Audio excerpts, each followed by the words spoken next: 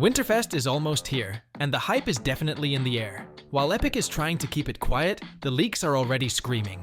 So grab a drink, get cozy, and let's get to it.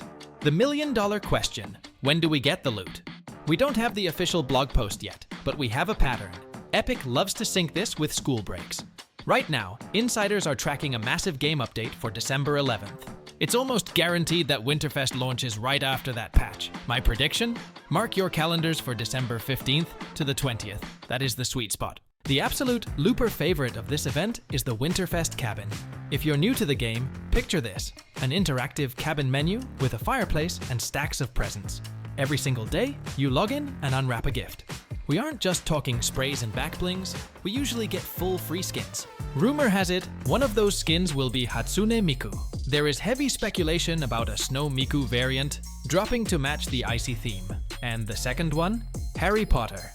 Leakers are hinting at the Wizarding World finally hitting the island, potentially bringing a mythic broomstick item. Imagine rotating across a snowy map on a firebolt. Another big question everyone is wondering: with the season just kicking off, will the map actually get any changes? Well, I can assure you, absolutely. So let's break it all down. Right off the bat, looking at the island, it's tough to picture how Winterfest will land on Golden Coast Island. And honestly, with the whole island situation, you don't need to be a psychic to guess what Epic Games was primarily inspired by. It seems like Golden Coast was perfectly timed to align with the release of GTA 6, which was originally planned for November 19th. If it hadn't been postponed, the start of Chapter 7, right after the launch of The Great Car Thief, would have been totally awesome. But even so, the Golden Coast turned out pretty atmospheric, even if and I don't know about you, I'm seriously bugged by a feeling of déjà vu. When you look at most of the spots on the new island, it feels like you've seen something similar before. Hello, Chapter 5. That's why I've split the locations into two types: the incredible ones and the not-so-much ones. I put Ripped Tides, Humble Hills, seriously, who comes up with these names? Four Fields, and Latte Landing in the first group. Personally, all these spots feel pretty generic to me. They just don't have that it factor that grabs you at first glance. Just the most average, basic places that don't stick in your memory at all. I would be stoked if they transformed for Winterfest. If you liked any of these locations, that's cool, of course. Maybe I just missed something. So it would be awesome if you'd share your top new spots and why you love them. For the second group of locations, I picked Tip Top Terrace, Wonkyland, Classified Canyon, and Battlewood Boulevard. Let's dive deeper into these spots. The location I had zero doubts about was Battlewood Boulevard. I think anyone who played GTA San Andreas even once immediately remembered the good old Los Santos. It genuinely feels like the vibe of the early 2000s here. By the way, this is also where they filmed the short film Yuki's Revenge from Kill Bill. You can tell by the hole in one of the houses where Yuki's grenade blew up. Another cool thing is the new business, Tasty Boys. It seems crypto and concerts stopped giving a stable income, so our hustlers got into the restaurant business. Classic. Now these two are selling donuts. And the biggest jewel of the location is the movie theater, which by all appearances will screen all sorts of cool stuff for us from time to time. It's possible Yuki's Revenge was a sort of test drive. So now this is our new Risky Reels. I think one of the simplest yet most vibey spots is Tip Top Terrace. The location itself is small, but it has at least two big upsides: smart game design and a unique biome. Basically, it's one huge camp on massive trees that are literally everywhere. The terraces are vertical, so moving around them is genuinely interesting. Wonkyland has a special place in my heart. Essentially, it's a huge amusement park run by a cartoon mascot and his buddies. The location is divided into activity zones, each one themed after a mascot. For example, the crocodile has his own water park that you can slide into right down his tongue. They even have a lazy river here, my favorite.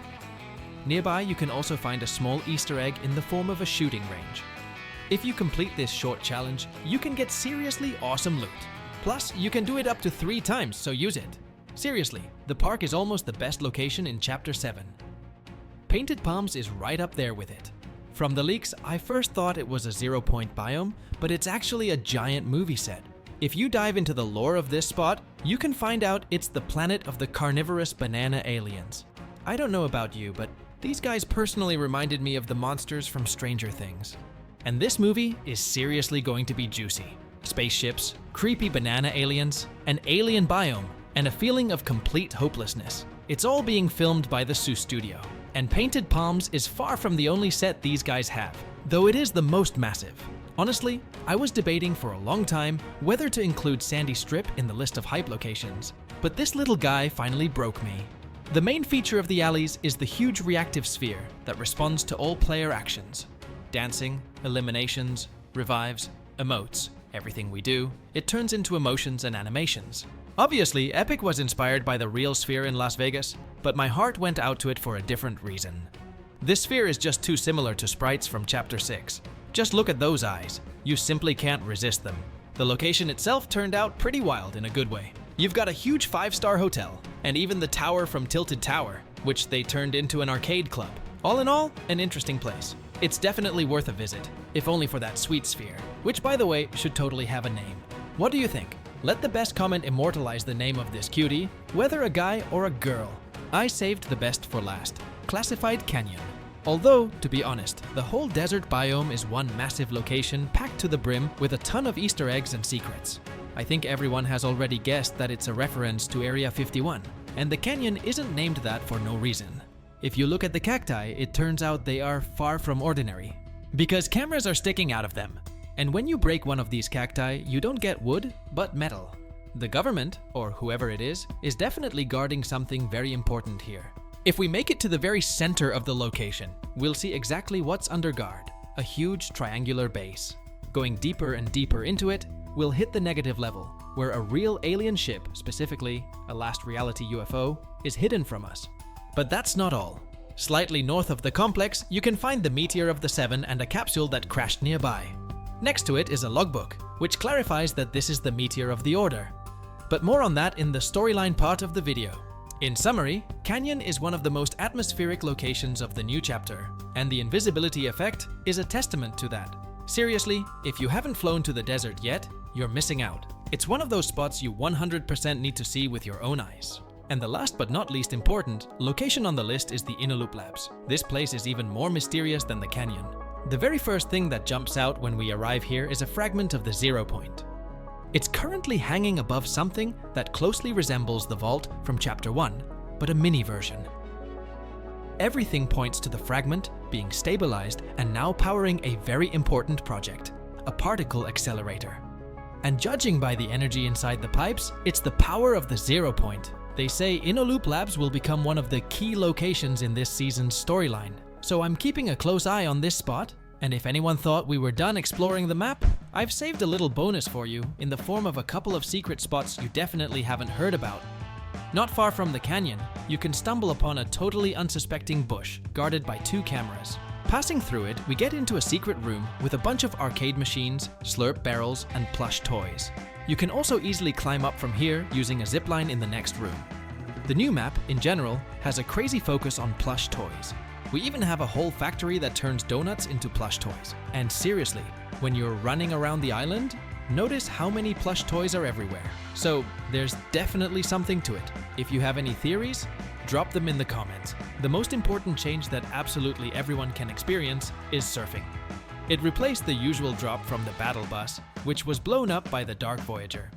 At the start of the match, we saddle a wave and ride it right to the island. Then it throws us up into the air. Interestingly, the spot where the wave starts is chosen randomly for everyone.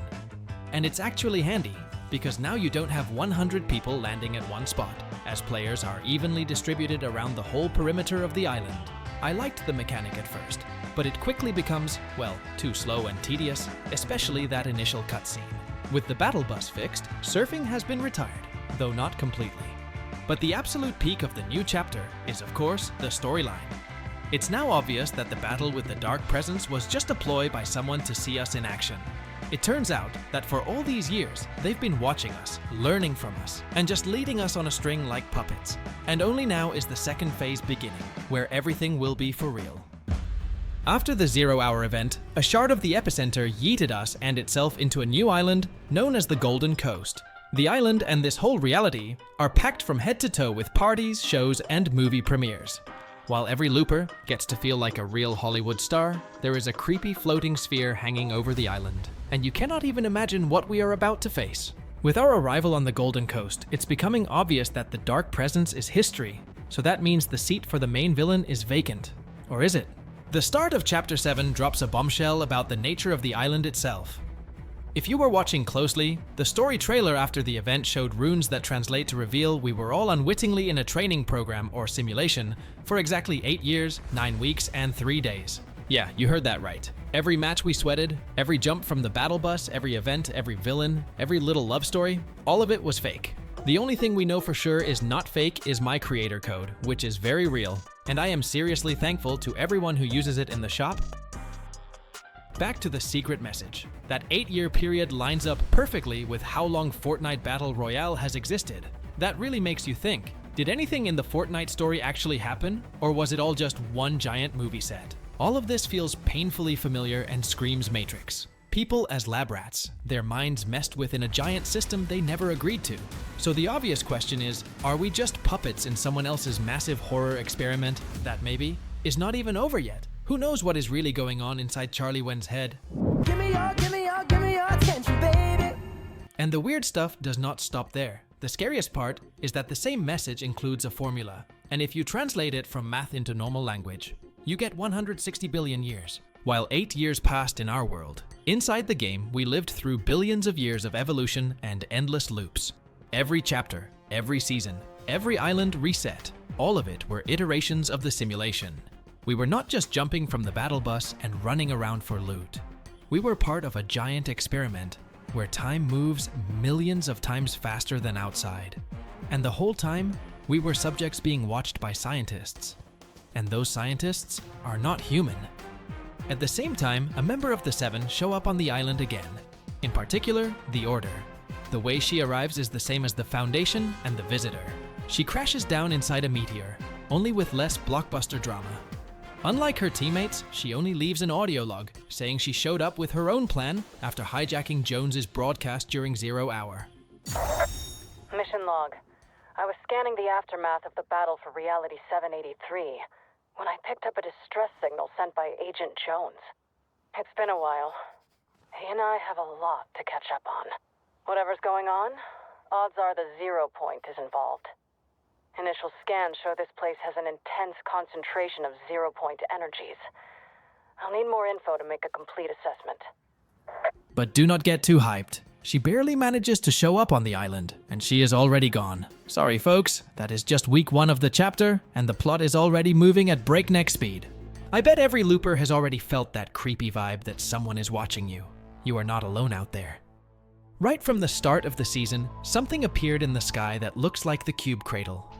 It changes position every day, and it is piloted by no other than Dark Voyager, who is hiding the golden cube inside, the command center of Cube Energy.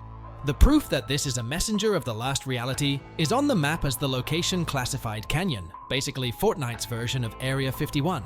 It is a real secret facility built in the shape of a triangle, the symbol of the last reality crest. Down in its bunker, they are hiding UFO from the second invasion and files on key characters, including Dr. Sloan. But Dark Voyager is by far not the only one spying on you. Epic decided to fully crank up the lore by bringing up a being known as the Nothing. In secret bunkers, you can find warning signs like, "It is watching," and "There is nothing to see here," which are direct callbacks to this creepy entity. If the 0 point is pure creation, then the Nothing is the complete opposite, absolute destruction and emptiness. These little details confirm that Fortnite's ancient enemies did not go anywhere. They are still watching the loopers from the shadows. Good news, we are not doomed yet. After the final event, we still managed to recover a 0 point shard. It is still one of the core elements of the universe, now confirmed to be scattered across time and space. One of its shards is in Inner Loop Labs. The energy from that shard powers a giant underground teleportation system shaped like a ring, kind of like a Fortnite-style Large Hadron Collider. In real life, people were freaking out that those experiments might spawn black holes. So in-game, using unstable 0 point energy for this kind of stuff sounds like a straight road to disaster. Speaking of the last disaster, after the battle for Oninoshima during 0 hour, the island is back to normal and living a peaceful life again. If you were wondering where Daigo and Kendo are, well, the siblings decided to stay on Oninoshima to protect it from any kind of threat and to carry on their family's legacy. However, Hope still thinks about Kendo, and maybe, just maybe, Kendo will visit her in the future. But for now, we can only say farewell to those siblings. They were a fun part of the Oninoshima story. Either way, the story is more alive than ever. If you were still on the fence, now is the perfect time to dive into it. I know the start of the season came in hot, and a lot of your questions are probably still hanging in the air. You can drop them in the comments under the video, and we will break them down in the next one. For now, let us roll back to the events of the 0 Hour finale, because I know a lot of loopers on the channel did not manage to be there. In short, during 0 Hour, Jones was sending out a distress signal, trying to pull in as many allies from every reality as possible to help in the fight against the Dark Presence. And as soon as he finally managed to make contact with them, here is what went down next. Is this on? Oh, wow, is that my voice? Okay, attention all realities. If you can hear this message, we need your help. The Dark Presence thinks he can conquer our island. Well, not without a fight. Prepare yourselves. We're about to go for a ride. Perfect. Now to fire this thing up. So long, Springfield. It's been weird. Here we go.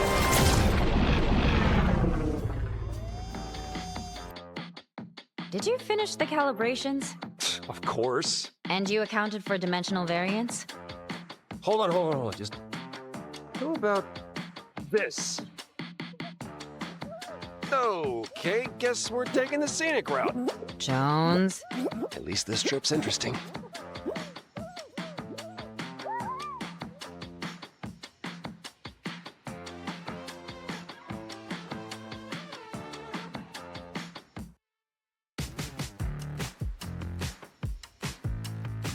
Back to Springfield? Really? Well, hold please. Whoa! Hatsune Miku! You gotta be kidding me. Maybe give it another try.